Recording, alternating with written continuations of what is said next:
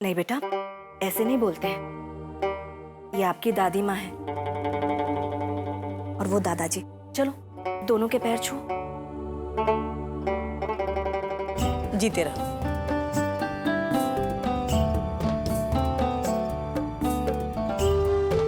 चल ना मेरे कमरे में, मेरे पास बहुत सारे टॉयज है। अच्छा बेटा, आपके नए पापा आपके साथ बाद में खेलेंगे। अभी आप कमरे में जाओ, हम बड़े लोगों को कुछ बात करनी है।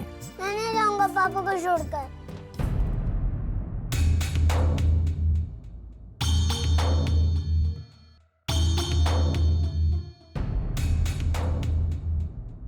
अंश, बड़ों से ऐसे बात नहीं करते ना।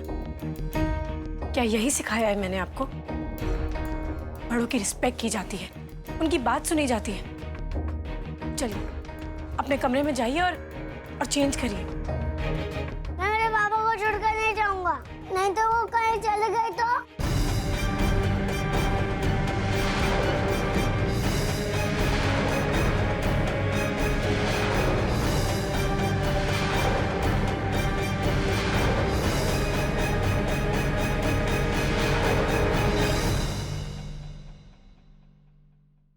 माफ कीजिएगा। मेरे पापा के साथ खेलना है, मेरे पापा के साथ खेलना है, पापा के साथ खेलना है, नहीं मेरे पापा के साथ खेलना है, मेरे पापा के साथ खेलना है। चलो अंश।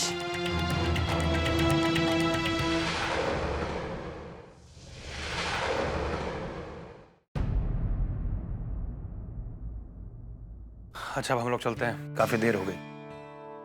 बाकी बातें फोन पे पक्के कर लेंगे। जी धन्यवाद। बड़ी अजीब लड़की है ये आरती। ये कोई तरीका हुआ? सगाई हो रही है और ऐसे सबके बीच से उठकर चली गई। लगता है अपने बेटे से कुछ ज्यादा ही प्यार करती है और ये हमारे लिए ठीक नहीं।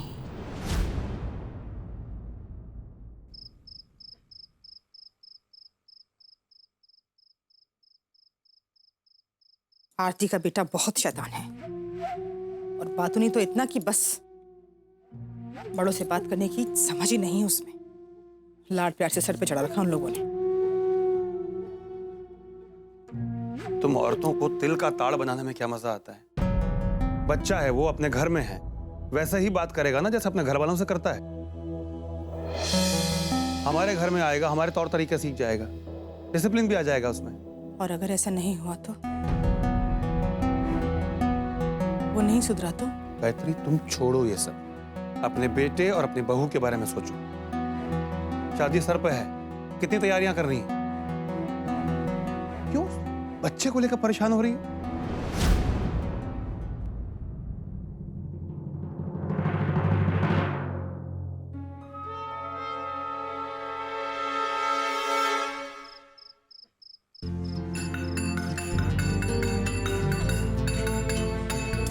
क्या बात है, आज हमारा अंश बहुत खुश लग रहा है। हाँ मैं नए पापा आ गए ना, अब देखना हर रेस में जीतूंगा। मेरे फ्रेंड्स अभी मुझे चिढ़ाएंगे नहीं ना, है ना मम्मा?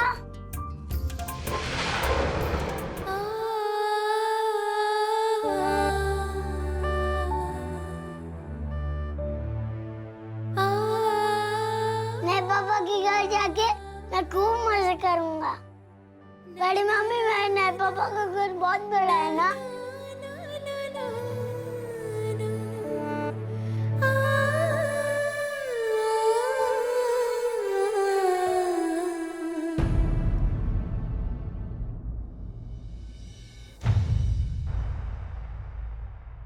अच्छा, वहां जाके अपनी बड़ी मम्मी और बड़े पापा को याद करोगे ना?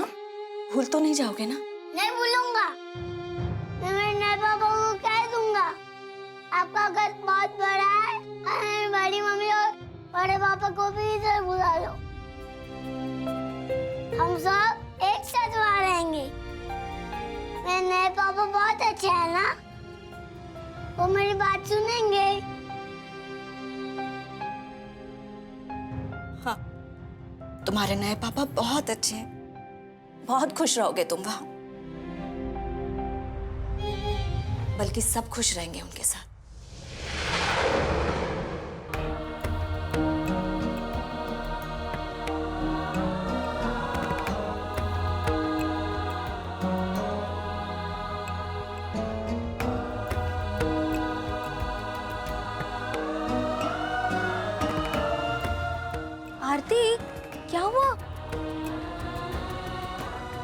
1 सेकेंड, पहले तू रो रही थी क्योंकि तुझे सगाई नहीं करनी थी, फिर तूने अपने आंसू पोंछे और सगाई के लिए हाँ कर दी, और अब जबकि तेरी सगाई हो चुकी है तू वापस रो रही है। यार तेरा ना कुछ समझ में नहीं आ रहा है मुझे। आरती, अब समझी क्या हुआ? उस यश सिंधिया की हरकत से परेशान है ना तू? अरे यार लेकिन इसमें परेशान होने वाली क्या बात है? कितनी बार बता चुकी हूँ तुझे, सारे मर्द एक जैसे होते हैं, नाम मात्र का पेशेंस नहीं होता उनमें। तभी तो कैसे कमरे में तुझे अकेले पाकर तेरे कमर पे चिमटी काट ली उसने। हाँ सोच लो मैडम, अंगूठी हाथ में पहुंची नहीं है तो ये हाल है, तो वेडिंग नाइट पर क्या हाल होगा?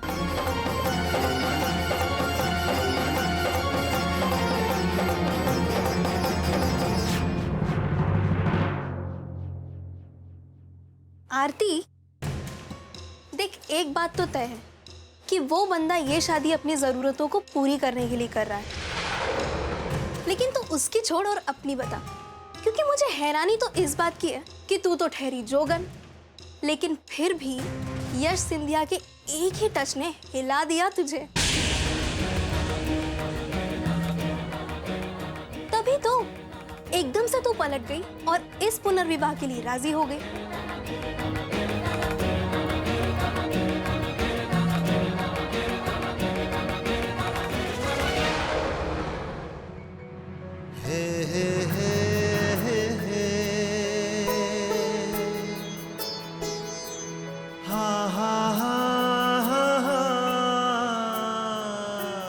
भाभी कितनी अच्छी है ना भाई, एकदम सिंपल, डाउन टू अर्थ। हाँ लेकिन सेंसिटिव है, हाँ आपकी तरह, लेकिन बातों नहीं है मेरी तरह। आपको तो बातें पसंद ही नहीं है भैया।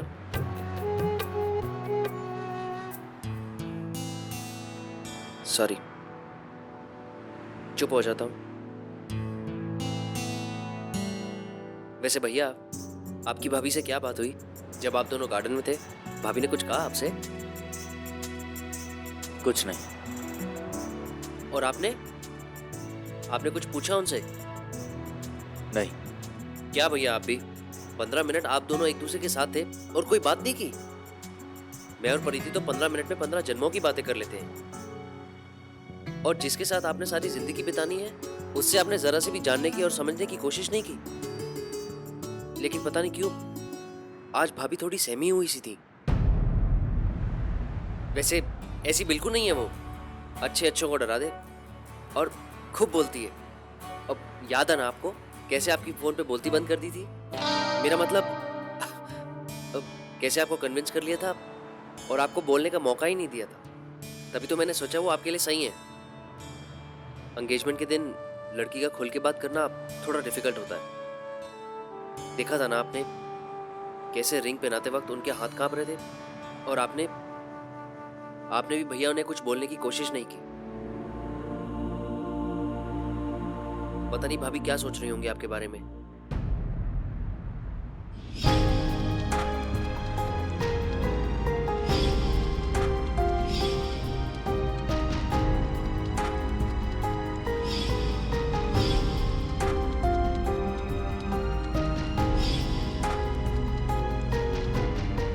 Stop the car. भैया आई एम सॉरी भैया, मैं कुछ ज्यादा ही बोल गया आज। गाड़ी रोको प्रतीक।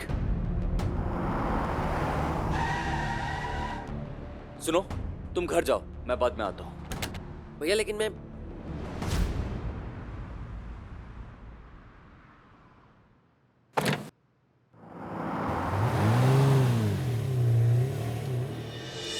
मन से बहुत बड़ा बोझ उतर गया शोभा।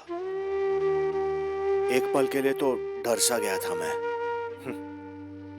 लेकिन ईश्वर की कृपा से सब ठीक हो गया। बहुत खुश हूं मैं आज।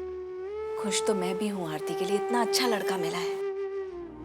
वो आरती और अंश को बहुत खुश रखेंगे वो। आरती जी से मुझे बात करनी होगी। मेरे मन में ऐसा वैसा कुछ भी नहीं था। ये पुनर्विवाह तो मैं सिर्फ और सिर्फ अपने बच्चों के लिए कर रहा हूँ। अच्छा, वो दुबे जी का घर का नंबर था मेरे पास।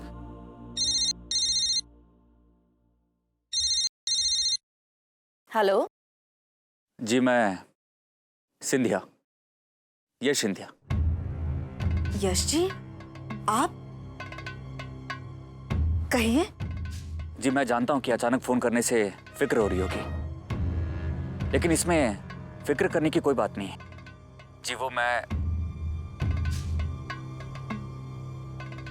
जी मैं आरती जी से मिलना चाहता हूं अभी। दरअसल बात यह है कि घर में हमारे बीच बात नहीं हो पाई, और मुझे लगता है कि रिश्ता आगे बढ़ाने से पहले कुछ ऐसी बातें हैं जो आरती जी से मैं क्लियर करना चाहता हूं।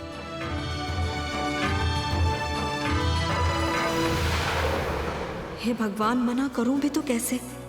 लेकिन कहीं बातों बातों में आरती ने उन्हें अपने बारे में बता दिया तो? आपको मेरी बात सुनाई दे रही है? हाँ हाँ, एक मिनट। हाँ, वो यश जी आरती से मिलना चाहते हैं अभी। क्या कहूं? इस समय? नहीं नहीं शोभा, इस समय तो ठीक नहीं होगा, और पता नहीं आरती उनसे मिलना चाहेगी भी या नहीं। कोशिश करके बात को टाल दो।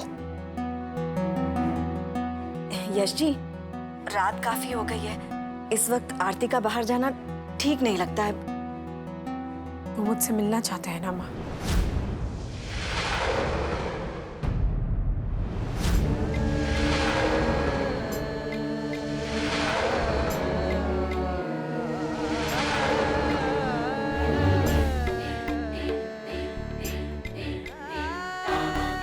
कह दीजिए उन्हें कि मैं आ रही हूँ। लेकिन बेटा। माफ कीजिएगा बाबूजी, लेकिन मैं भी उनसे मिलना चाहती हूँ।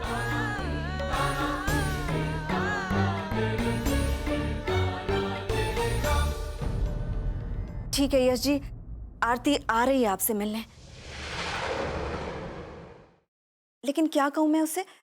कहाँ मिलना है? जी मैं कैफे डिलाइट में हूँ, जो कि न्यू मार्केट के रास्ते में है। जी ठीक है, मैं बता देती हूँ आरती को। जी शुक्रिया।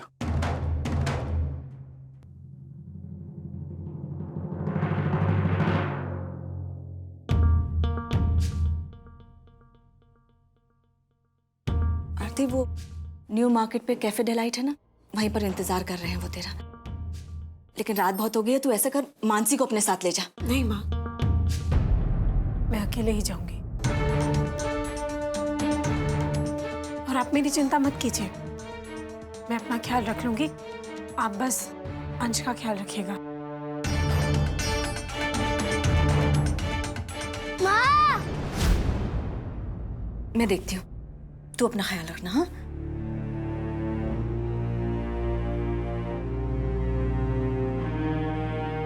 बेटा अपना ख्याल रखना और जल्दी घर आ जाना।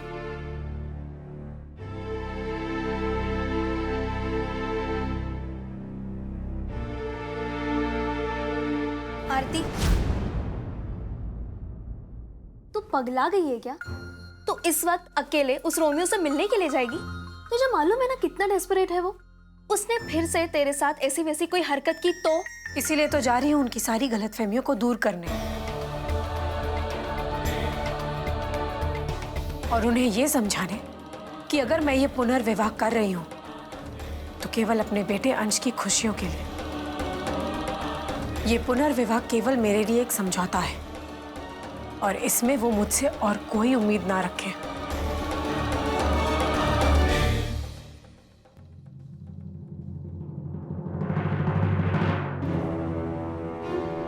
तूफान बनकर गई है। आज तो यश सिंधिया की खैर नहीं।